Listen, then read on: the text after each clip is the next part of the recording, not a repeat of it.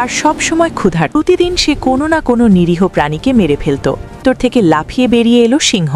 হরিণটি পালানোর আগেই সিংহ তাকে নিজের অন্ধকার গুহায় আর ছোট্ট শাবকটি অপেক্ষা করতে লাগল। তারা জঙ্গলের ভেতর খুঁজতে বের হলো।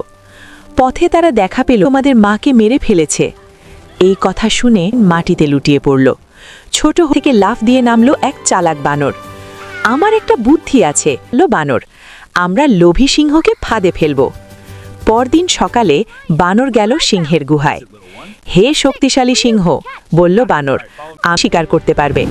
সিংহ লোভে জিভ চাটল। আমাকে সেলো, গর্জে উঠল সে।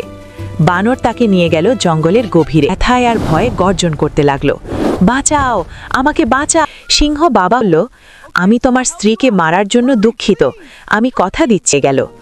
হাতিরা বলল, মন কখনো বদলায় না, ন্যায় সবসময় জয়ী হয়। ছোট